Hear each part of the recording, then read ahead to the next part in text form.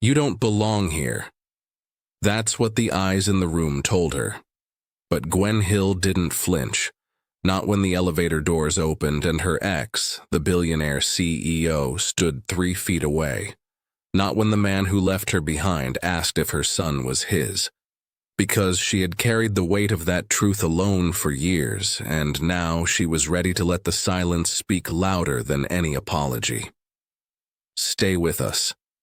What starts as heartbreak often ends in power, because every voice they tried to silence deserves to be heard. Where in the world are you watching from tonight? Drop your city in the comments. Have you ever rewritten your own story? Let us know in the comments below.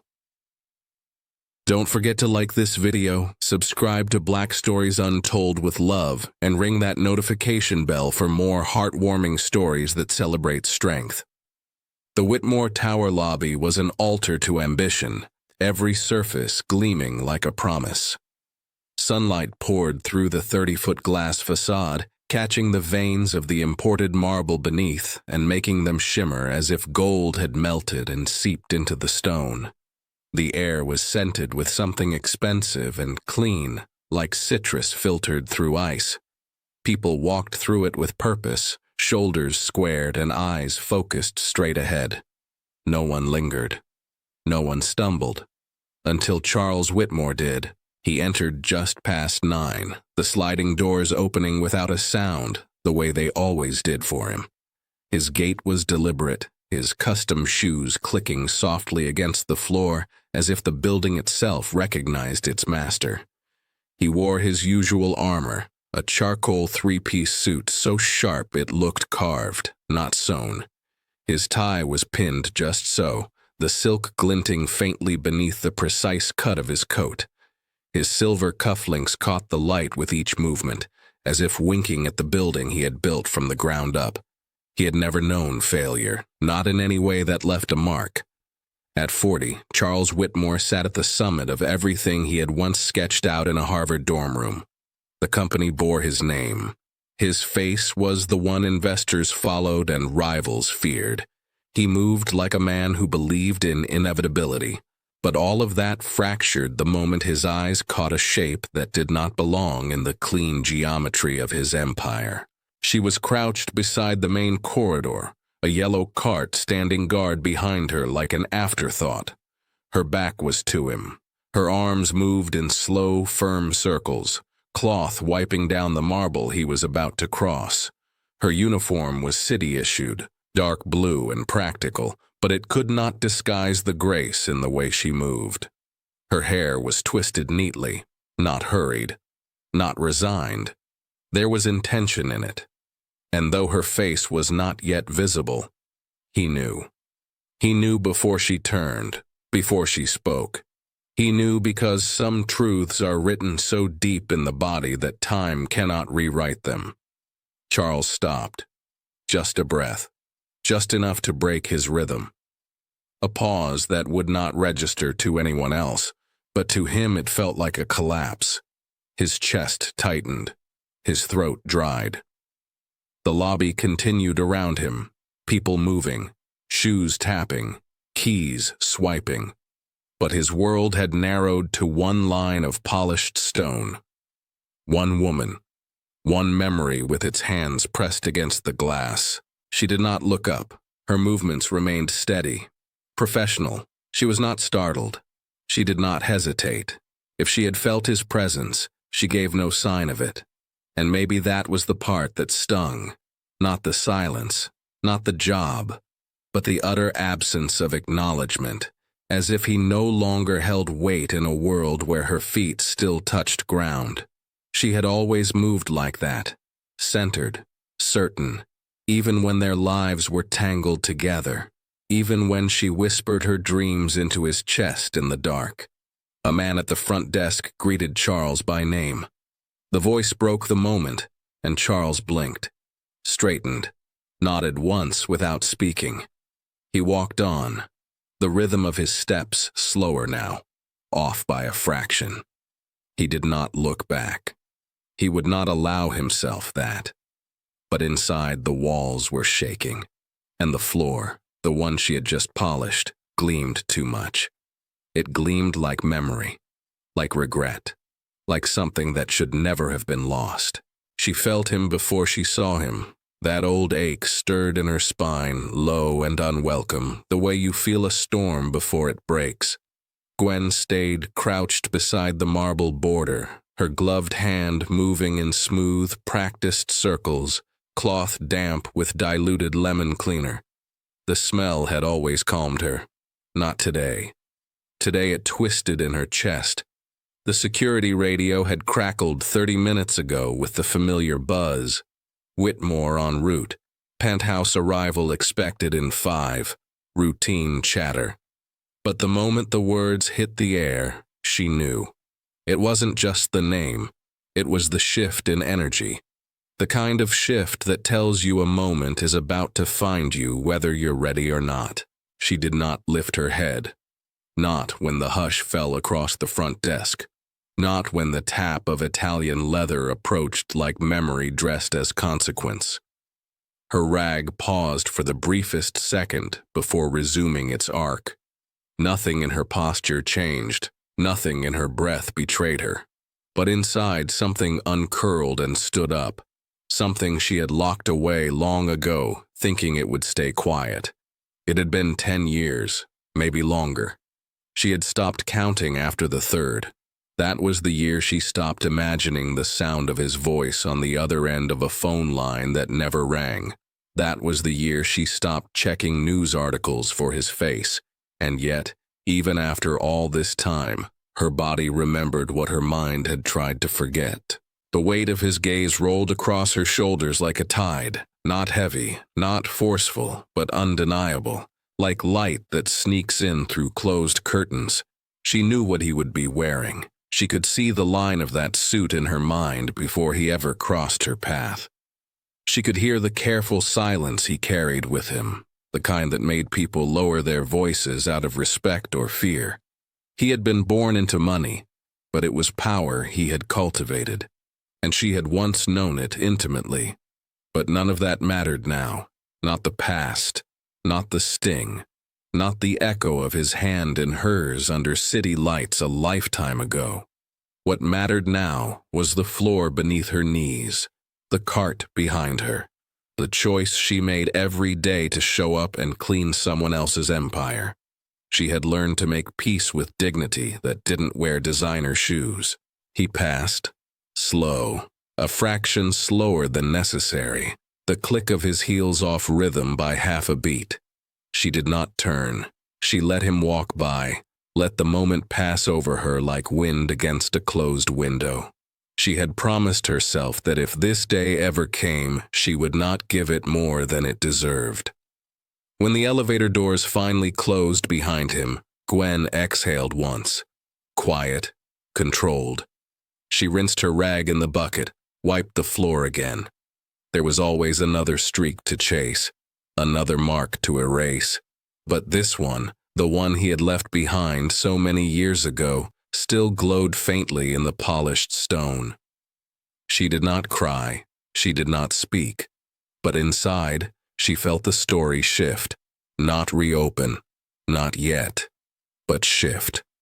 Because silence is never the end. It is only where the real story begins.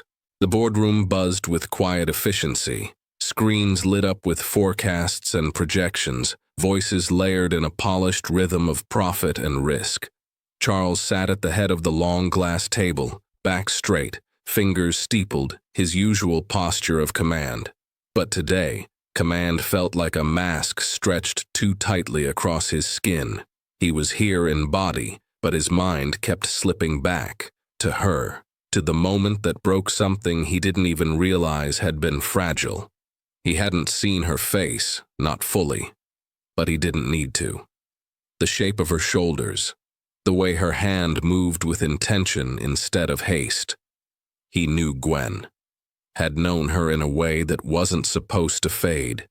And yet, here they were, living proof that some things can be buried so deeply that even memory forgets where it left them. Until it doesn't. He glanced toward the financials on the screen. The numbers wavered, blurred by thoughts he couldn't stop. He heard a voice beside him, something about quarterly margins. He nodded, a slow, mechanical gesture. The team moved on, unaware that their leader was spiraling inside the ruins of a single encounter. Gwen Hill. The name still tasted like youth, like long afternoons in borrowed time.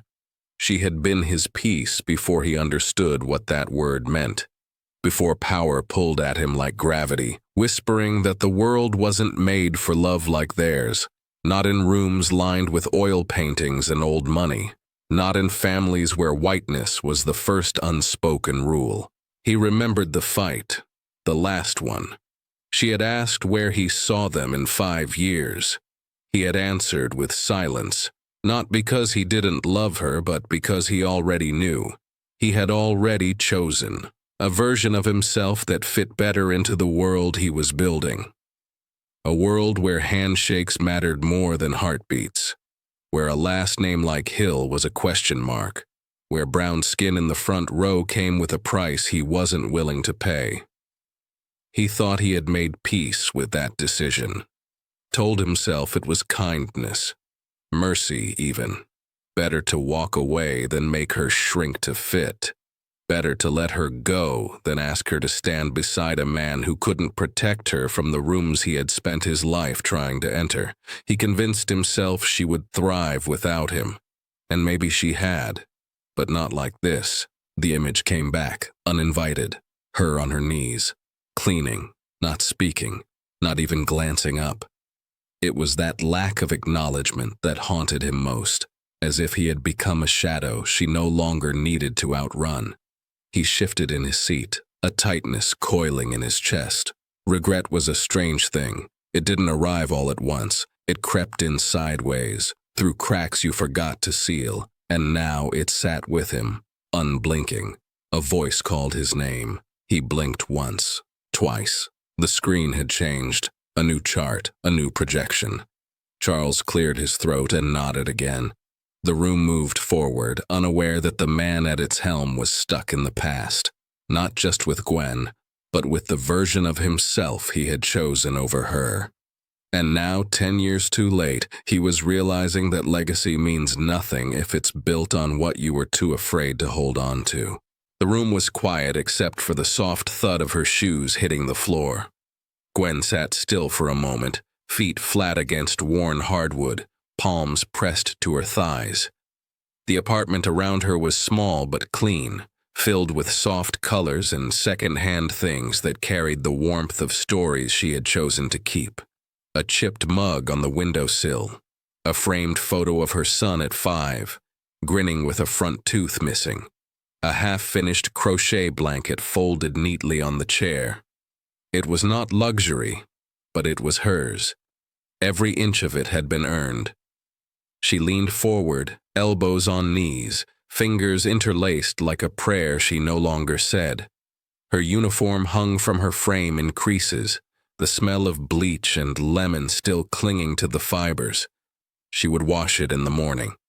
For now, she needed stillness.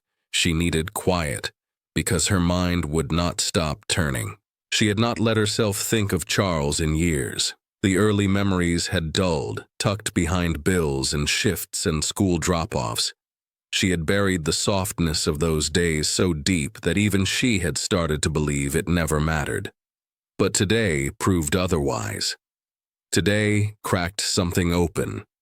She did not cry, but she felt the sting of something older than sadness, something closer to ache. They had built dreams together once, in corners of city libraries, in whispered talks over cheap coffee, in the spaces between exams and long walks through cold autumn streets. He had always talked big, about what he would build, who he would become. She had never doubted him, not even when the world did. Not even when her friends warned her about men like him. She had believed in his vision because it had once included her, until it didn't. He never said the words outright, but she had felt the shift. The way he grew quieter when her hand was in his in certain rooms. The way he stopped introducing her at business dinners. The first time he chose silence when his mentor called her a phase, and the last time when she asked him where this was going, and he looked away instead of answering. That silence had spoken louder than anything he could have said. She did not hate him. She had spent too long building herself up to waste energy on hate, but she remembered the moment she let him go, not in anger, in clarity. She had chosen to walk forward, one foot in front of the other, without waiting for a man who couldn't carry the weight of her presence in the life he was chasing. Now they were in the same city again. She worked in the tower that bore his name, not because she wanted to, because she had bills. Because the school her son loved was across town and she needed the benefits. Because the hours gave her space to be home in the evenings. She had built a life out of what she had. No handouts, no shortcuts, just grit and prayer and the fierce love of a mother who refused to break. Still seeing him today unearthed something she couldn't name.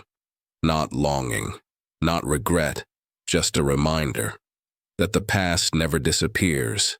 It waits, patiently, until it meets your eyes again across a polished floor. And in that quiet, Gwen knew this story wasn't done with her yet.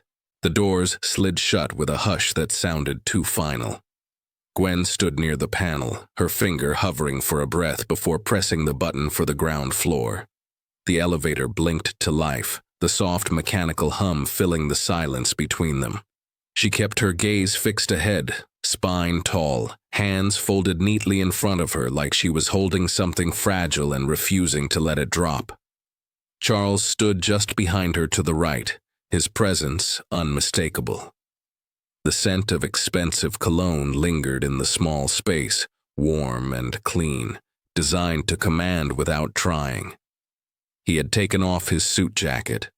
The sleeves of his white dress shirt rolled up just enough to make him seem more human. But nothing about him felt casual. His body was too still, his silence too charged.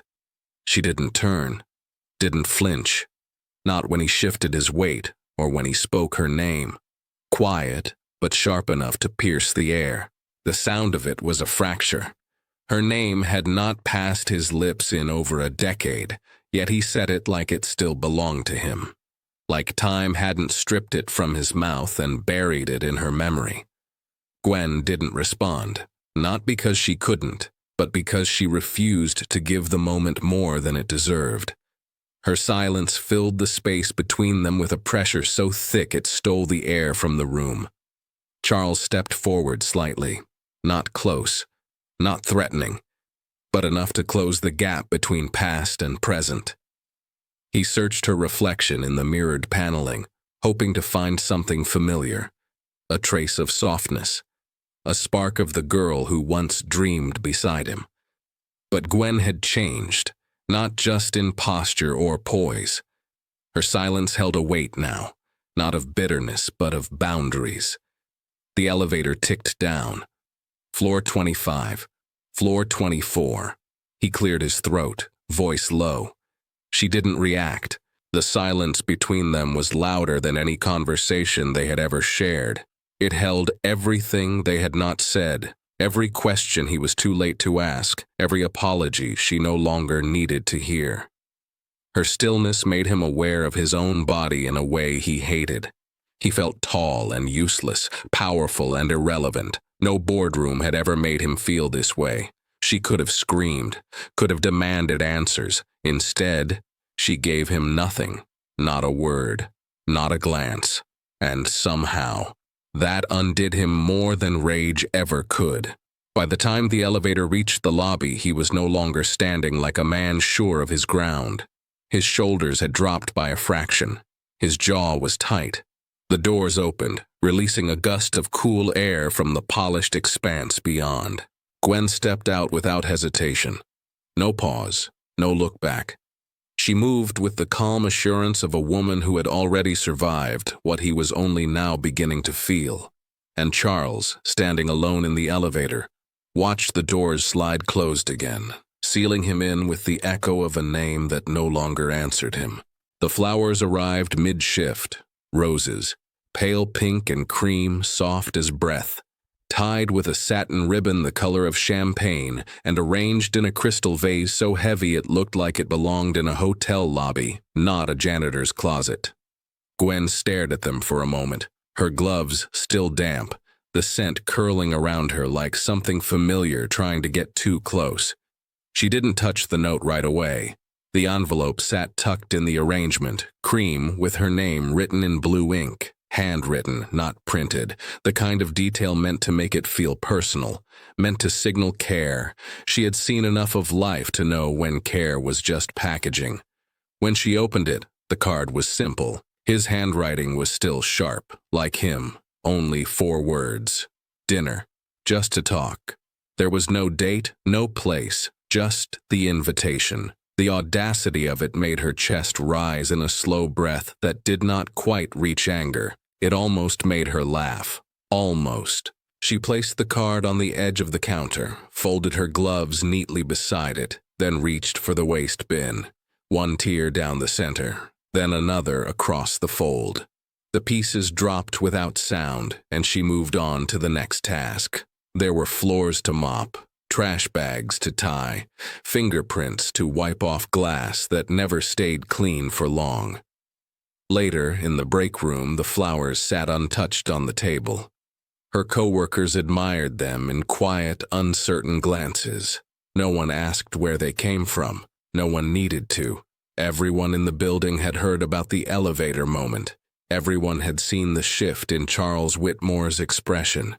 And everyone knew Gwen Hill didn't take flowers from men who had forgotten how to hold her when it counted. She left them behind at the end of her shift. Let someone else take them home. Let someone else pretend they meant something. When she stepped outside, the sky had turned the color of smoke, that soft in-between where the day can't quite decide if it wants to be night. The wind tugged gently at her coat, the city moving around her with its usual indifference. She walked with purpose, each step steady, each block a quiet refusal. She wasn't interested in reopening doors she had already locked. She wasn't here for apologies wrapped in roses or nostalgia posing as sincerity. She had carved out a life, imperfect, yes, but hers. A life built from early mornings, late shifts, and every hard decision she had made for her son. That boy was her compass. Not Charles, not the ghost of what they used to be. Gwen turned the corner and disappeared into the stream of people heading home. Her pace never faltered. Her jaw stayed set. In her pocket, her phone buzzed with a reminder about tomorrow's parent-teacher meeting. That was her focus now. That was what mattered. Peace was not something she was looking to borrow from the past. It was something she protected, fiercely, with the quiet strength of a woman who had already survived the storm. The school gym buzzed with laughter, footsteps echoing off polished floors, folding chairs scraping as parents shuffled toward bake sale tables and raffle booths.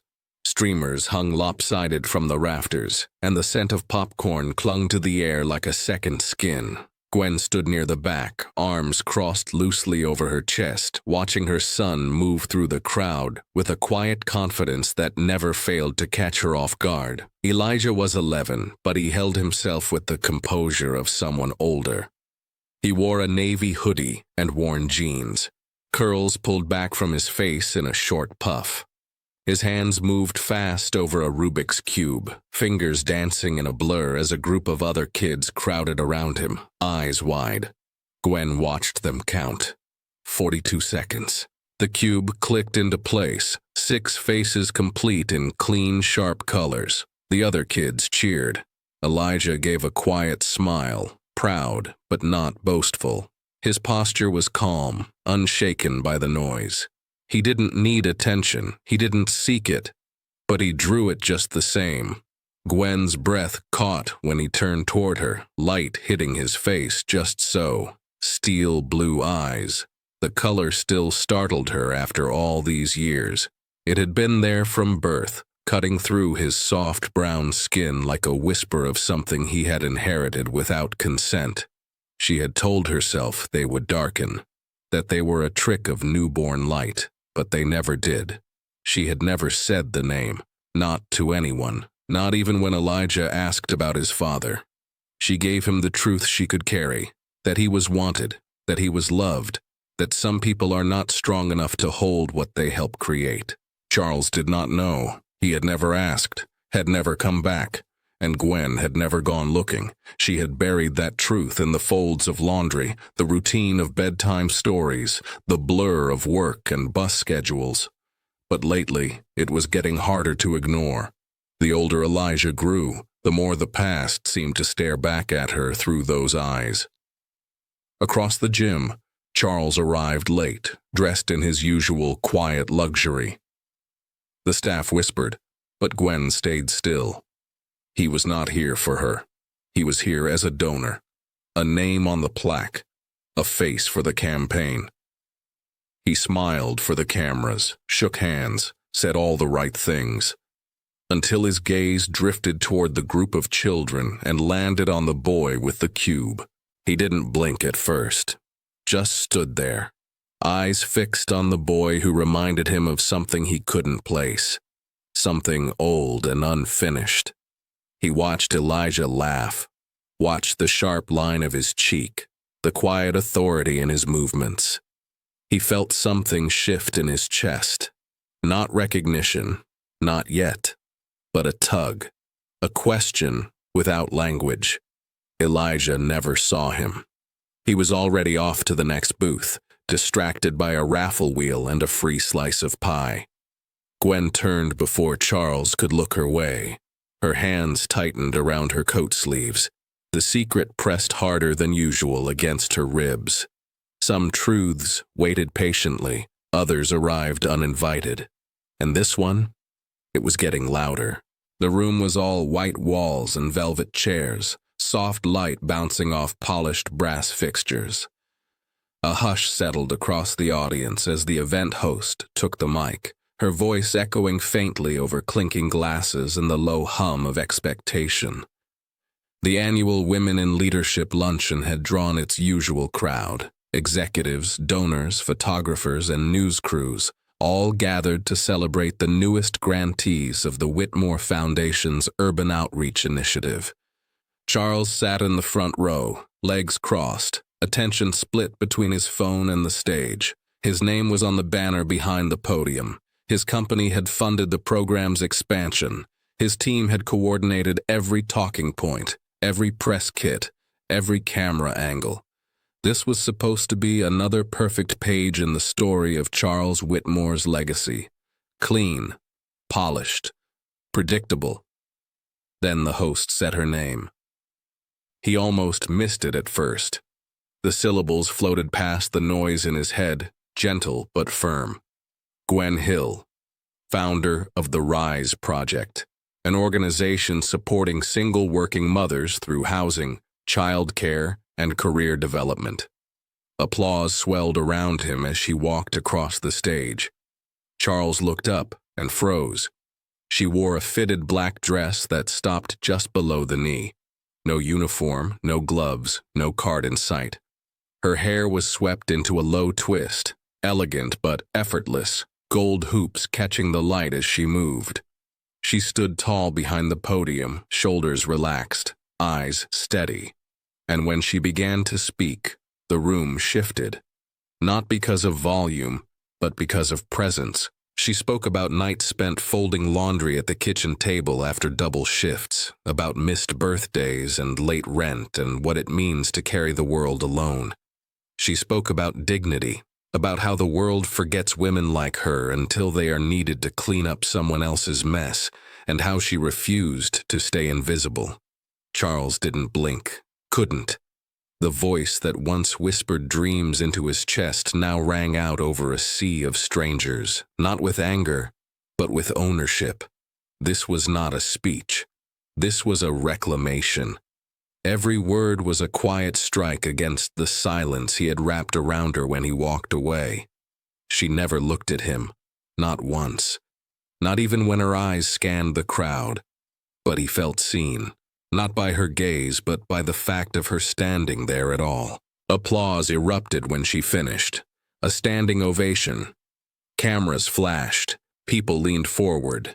Gwen stepped back from the podium with grace, calm and collected, as if this spotlight had always belonged to her, as if the room had finally caught up to a truth she had long known.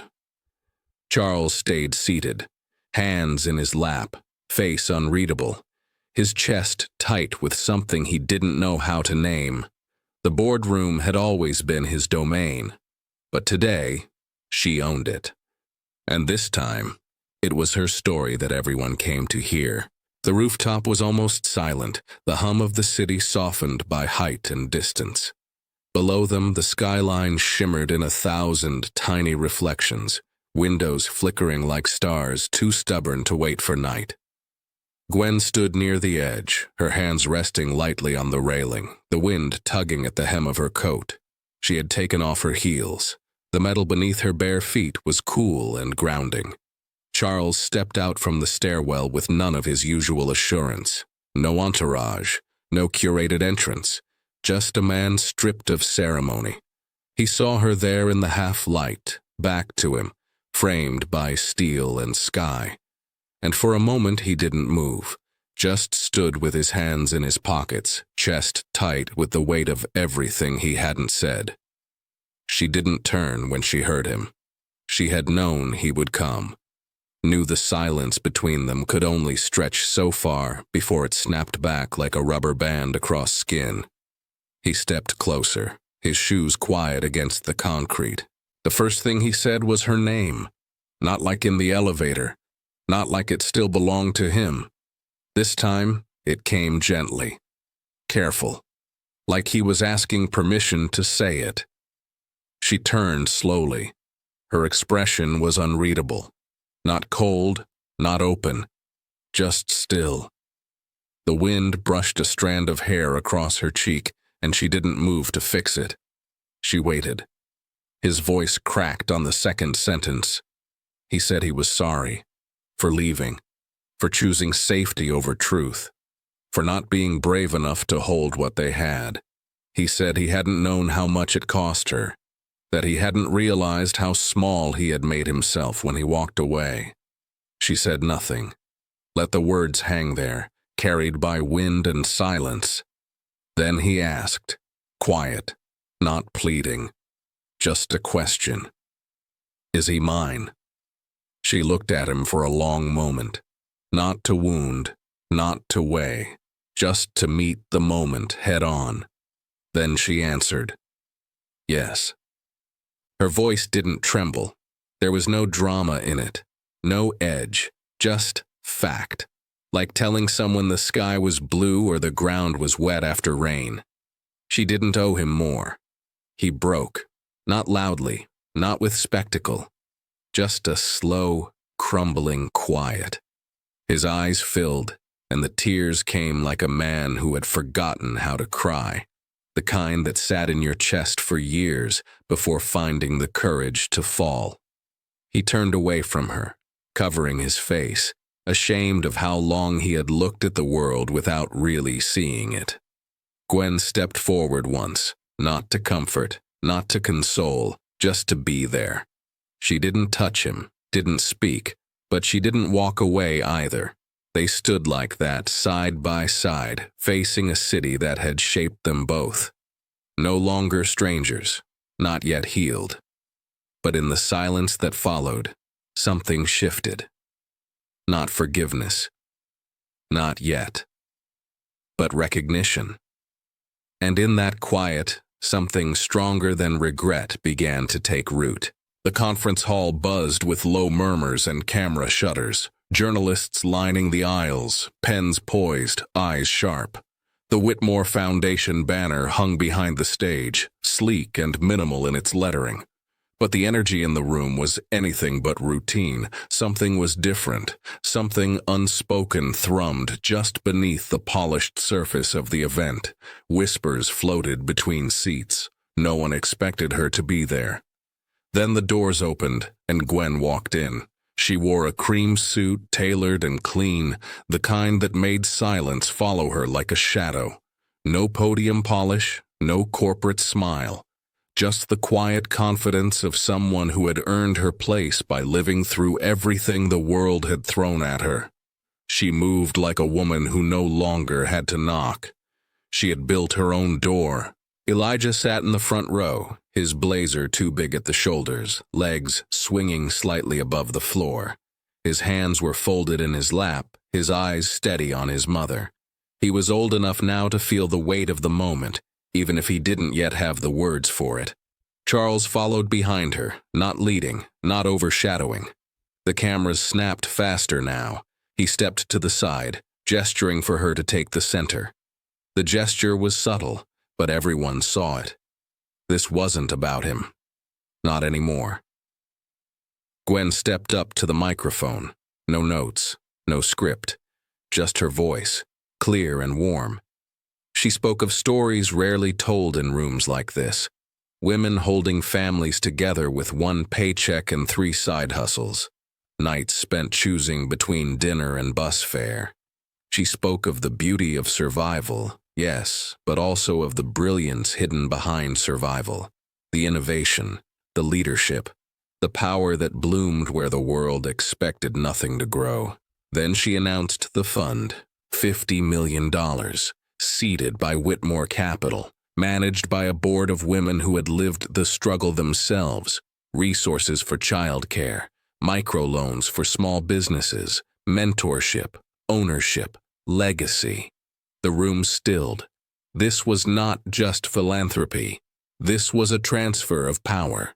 When she finished, she stepped back, and Charles approached the mic. He looked at her first before speaking, just a second. Just long enough to acknowledge what she had built, what he had almost missed. He spoke plainly, no grand performance. He acknowledged the gap between the life he was born into and the one she had had to fight for. He admitted what it had taken him far too long to see, that real legacy is not made by wealth alone, but by who you lift when you think no one is watching. The applause was real this time, not polite, not practiced. And in that moment, cameras captured a different kind of image. Gwen and Charles standing side by side, not entangled, not redeemed, but realigned. Afterward, Gwen walked off stage and into the crowd, pausing to kiss Elijah on the forehead. She smiled, not for the cameras, but for him. Some would call this a full circle moment, a redemption arc. But Gwen never needed rescuing. This wasn't about returning to something lost. This was about claiming what was always hers, a seat at the table, a name on the door, and a future that answered to no one's pity, only her power. Before you go, carry this truth with you. Power doesn't always announce itself.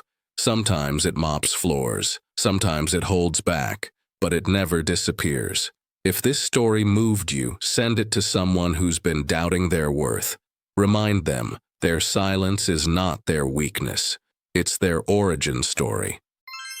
Thanks for watching. If you enjoyed this video, give it a like, drop a comment, and share it with a friend.